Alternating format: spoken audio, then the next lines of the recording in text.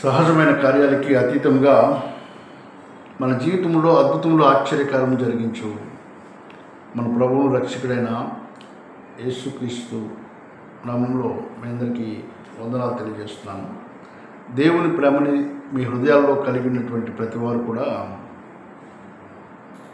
మరొకసారి హృదయపూర్వకంగా నమస్కారం తెలియజేస్తున్నాను. దేవుని ప్రేమను ఎవరైతే హృదయాల్లో కలిగి ఉంటారో వారు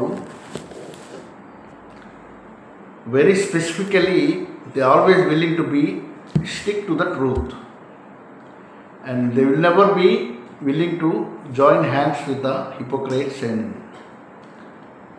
evil agendas, conspiracy in the heart. That is what the Bible says, and also Bible warns us. Today let us make a little Bible study, my dear friends. In Hebrews chapter 10 verse 31, this morning Holy Spirit God brought this particular sentence in the realms of spirit. This particular word, it speaks that it is very fearful thing, it is a terrible thing to fall into hands of living God. జీవము గల దేవుని చేతిలో పడటం అనేది అది భయంకరమైనది, అది గుండెల్లో భీతిని కలుగజేసేది అని చెప్పి ఈ వాక్యం తెలియపరుస్తుంది. It's giving a warning. ఏం చెప్తుందంటే జీవము గల దేవుని చేతిలో పడుట అది అతి భయంకరమైనది అని చెప్పి. It is a fearful thing to fall into hands of God. So every man who created by God, who is moving ahead day by day, he needs to check his heart and mind where he is somewhere allowing anything into his heart which is against God. దేవునికి వ్యతిరేకమైనది ఏదైతే వచ్చి తన మా మనసుని హృదయాన్ని కుట్రలు, అబద్ధాలు, అహంకారం, ఈ లోక సంబంధమైనటువంటి జీవపు డంబం అనేటటువంటి ఒక స్పిరిట్ ఉన్నది. ఆ స్పిరిట్ అది దేవుని దగ్గర నుంచి వచ్చింది కాదని చెప్పి బైబిల్ తెలియపరుస్తుంది. జీవపు డంబం, నేత్రాస, శరీరాస, జీవపు డంబం. ఈ జీవపు డంబము అనేటటువంటి జీవపు డంబం అంటే ఒక డంబాన్ని ఆధారంగా చేసుకొని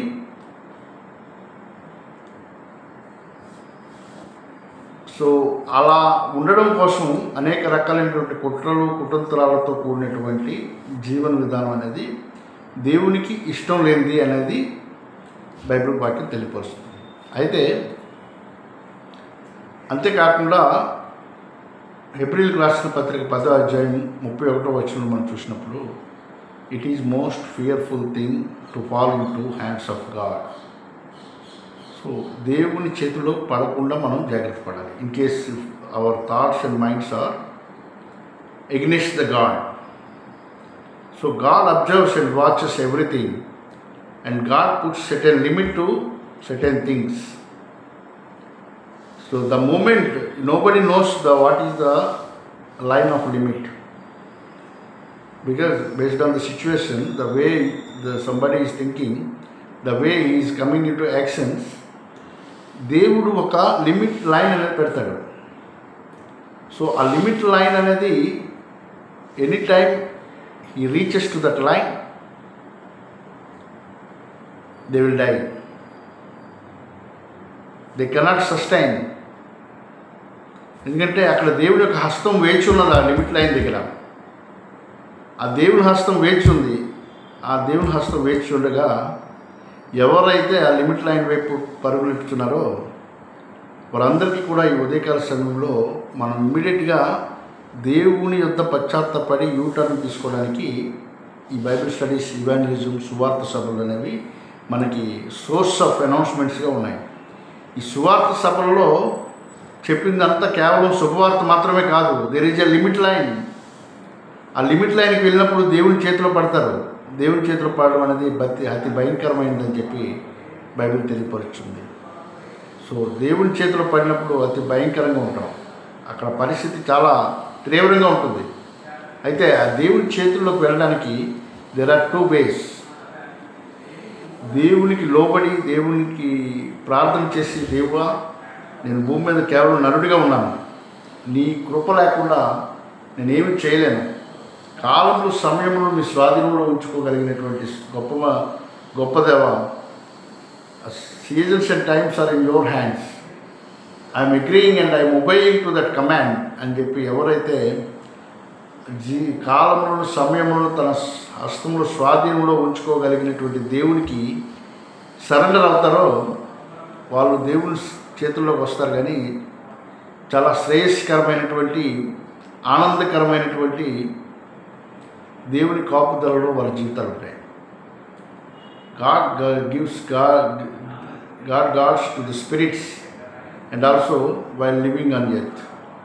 So it is always very good to humble ourselves, and there are situations మనం చూస్తున్నాం, మోసపోకుడి దేవుడు ఎప్పుడు వెక్కిరింపబడడు అని బైబిల్ తెలియపరుస్తుంది. దేవుడు ఎన్నడూ వెక్కిరింపబడడు. మనం ఒక నోటి మాటను బట్టే మన జీవితాల్లో వచ్చేటటువంటి ఆ యొక్క ఎన్విరాన్మెంట్స్ అన్నీ ఉంటాయి. సో మనం దేవుడి కోసం ఈ రీతిగా మంచి మాటలు పలుకుతున్నప్పుడు there is a chance that some people may come against us, but వాళ్ళు అలా ఎగ్నెస్ట్కి వచ్చే వాళ్ళు కూడా వాళ్ళని కూడా దేవుడు నడిపిస్తున్నాడు, వాళ్ళతో మాట్లాడుతున్నాడు. దేవుడి చేతిలో పడటం భయంకరము అని చెప్పి. సో వాళ్ళతో కూడా దేవుడు చెప్తున్నాడు, ఇలాంటి పరిస్థితులకు మీరు వచ్చినప్పుడు మీరు క్రాస్ లైన్ టచ్ చేస్తే అక్కడ మీరు చనిపోతారు, అక్కడ కింద నిత్యం మనుచున్న అగ్నిగుణం ఉంది అని చెప్పి ఈ వాక్యం ద్వారా దేవుడు మాట్లాడుతున్నాడు. జీవం కలిగిన దేవుని చేతిలో పడడం అనేది ఎలా ఉంటుందంటే, మొన్న అహ్మదాబాద్లో జరిగిన ఫ్లైట్ యాక్సిడెంట్ లాగా ఉంటుంది. అంటే ఫ్లైట్ యాక్సిడెంటే కాదు, భూకంపం అవ్వచ్చు, కరోనా అవ్వచ్చు, సునామీలో వచ్చి బంగాళాఖాతం అంతా కూడా వచ్చి పట్టణాలన్నింటినీ పట్టుకెళ్ళిపోవచ్చు, ఏమన్నా జరగవచ్చు.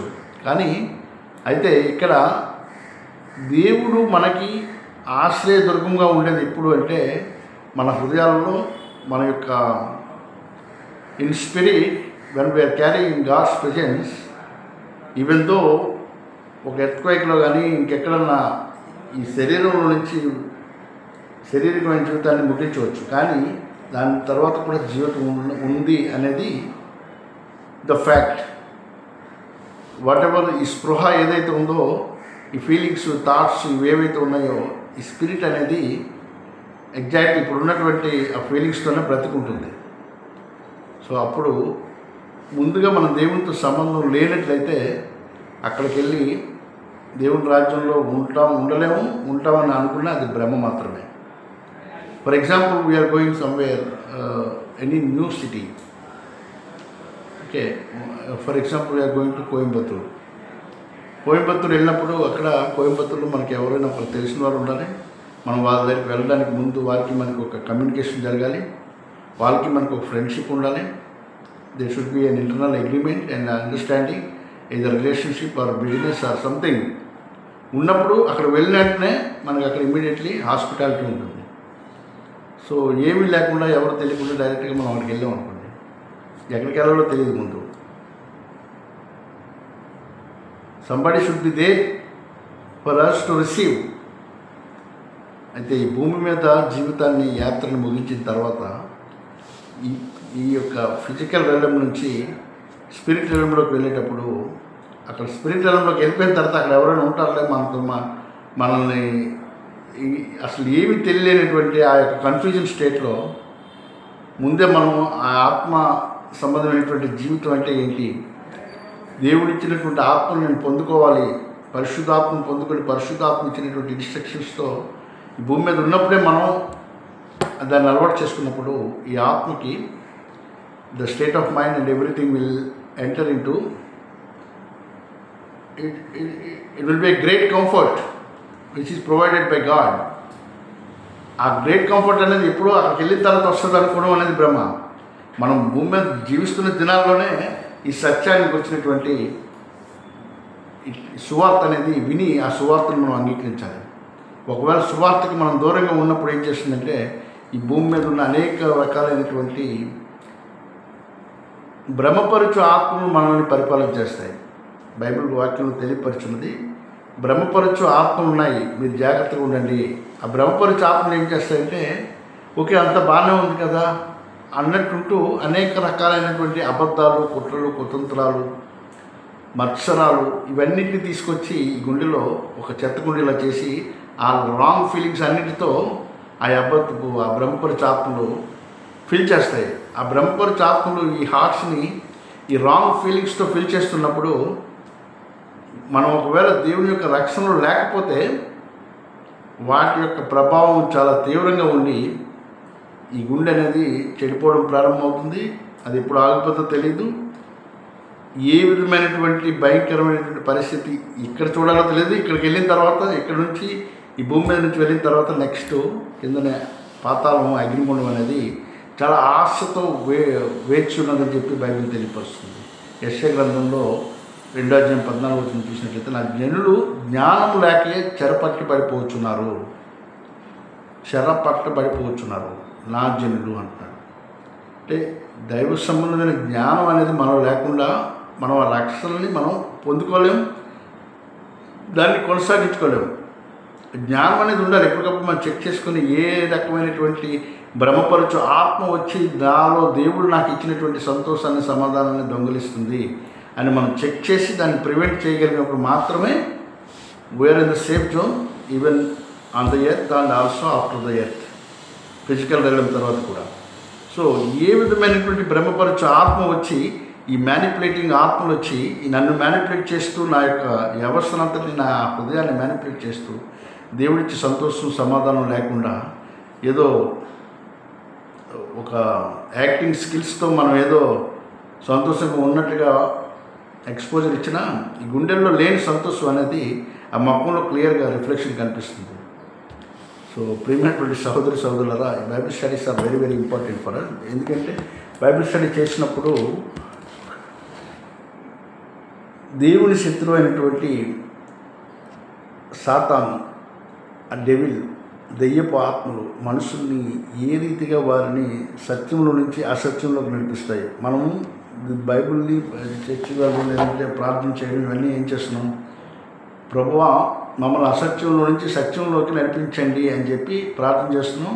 ఈ వాక్యాలు వింటున్నాం, ఈ వాక్యాలు చదువుతున్నప్పుడు ఇందులో ఉన్న సత్యం, ఆ సత్యాన్ని మనం గ్రహిస్తున్నప్పుడు ఆ సత్యం మనల్ని స్వతంత్రులుగా చేస్తుంది. యేసుప్రభు వారు తన శిష్యులతో చెప్పిన రీతిగా. అయితే సత్యం మనల్ని స్వతంత్రులుగా ఎలా చేస్తుందో, అసత్యం అనేది మనల్ని బంధింపబడేవారుగా బంధకాల్లోకి తీసుకెళ్ళిపోతుంది. అది గుర్తుంచుకోవాలి. పర్లేలే, అబద్ధం చెప్పినా పర్లేదు, లేదంటే సంథింగ్ ఏదో మ్యానిపులేట్ చేసిన, so something is not suppose to be happen, still it is happening, it's okay అని మనం దాన్ని అనుమతించినప్పుడు ఆ అబద్ధపు ఆత్మలు, మోసపూర్చి ఆత్మలు, manipulating spirits, jealous spirits and fretting spirits, there are many spirits, మత్సరపు ఆత్మ, అసూయ ఆత్మ, అబద్ధాలాడే ఆత్మ. ఈ ఆత్మలు ఏం చేస్తాయంటే డైరెక్ట్గా దోపిడీదారుడు వచ్చినట్టుగా నీ గుండెల్లో చేరుకొని అక్కడ తిష్టేసేస్తాయి. అవి ఆ గుండెల్లో తిష్టి వేసినంతకాలం వాటి స్వాధీనంలో ఉండి వాటి యొక్క మెస్మరైజమ్స్తో మనిషి ఒక మతి తప్పి ఎక్కడో ఉన్నాను, ఏదో జరుగుతుంది రాంగ్ అని వాళ్ళకి తెలిసినప్పటికీ కూడా నోరు తెరవలేని పరిస్థితుల్లో ఒక బ్లాక్మెయిలింగ్ స్పిరిట్స్కి బౌండ్ అయిపోయి స్ట్రగుల్ అవుతుంటారు. ఏదన్నా ఒక రియల్గా ట్రూత్ మాట్లాడే పర్సన్ వచ్చినా వాళ్ళు ఇమీడియట్గా అంగీకరించలేరు. ఎందుకంటే ఇట్ ఈస్ నాట్ వాళ్ళకి ఆ వ్యక్తితో మాట్లాడాలి, లేదంటే ట్రూత్కి సంబంధించిన వాటితో మనం హక్ చేసుకొని ఒక ట్రూత్ఫుల్ లైఫ్, ఒక డిగ్నిఫైడ్గా వెళ్ళాలని ఉంటుంది. కానీ ఆ ఇన్సైడ్ ఆల్రెడీ ఫోర్స్ఫుల్గా వచ్చినటువంటి ఆ ఆత్మలు ఏవైతే ఉన్నాయో, మత్సరపు, జెలసీ, అబద్ధము, మ్యానిపులేషన్, ఇవన్నీ ఆ మనిషిని పూర్తిగా పాడు చేస్తాయి. వాటి ఎజెండాయే అది. ఈ మనిషిని పూర్తిగా మైండ్, హార్ట్ని కరప్ట్ చేసి అబద్ధాలుగా దేవునికి వ్యతిరేకంగా జీవించేవాడిగా చేసి ఆ ఆత్మను తీసుకెళ్ళి నిత్యం మండుతున్న అగ్నిగుండంలోకి పడేయాలి. అందుకే పాతాళం అనేది చాలా ఆశతో వేచి ఉందని చెప్పి బైబిల్ పడుతుంది. ఎందుకంటే చాలా ఆశ ఉంది. ఎందుకంటే వీళ్ళందరూ అబద్ధాలతో జీవిస్తున్నారు, వీళ్ళు ఎప్పుడు సత్యానికి స్థానం ఇవ్వడం లేదు. నేను ట్రూత్గా, నేను ఎగ్జాక్ట్ యథార్థంగా ఉండాలనేటటువంటి స్ట్రాంగ్ ఫీలింగ్ అనేది వాళ్ళ దగ్గర రావట్లేదు. అందుకే ఈ పాతాళంలో ఉన్న దెయ్యాలన్నిటికీ చాలా ఆశ ఉంది. ఇగోళ్ళ వాడు అక్కడ ఉన్నాడు భూమి మీద, వాడు ఎప్పుడు చనిపోతే నా దగ్గరికి వస్తాడని చెప్పి ఆ ఆత్మలన్నీ వేచి ఉన్నాయి. ప్రియమైనటువంటి వాళ్ళ ఈ బైబిల్ స్టడీ మనం కంటిన్యూ చేద్దాం. I'll continue to bring more revelations from Bible. God bless you all. Love you so much. This is Evangelist by Joseph Raskumar from the Light in Darkness Gospel Center. Please stay connected to the live evangelism every day. And apart from this, thank you. I'll update you all once again.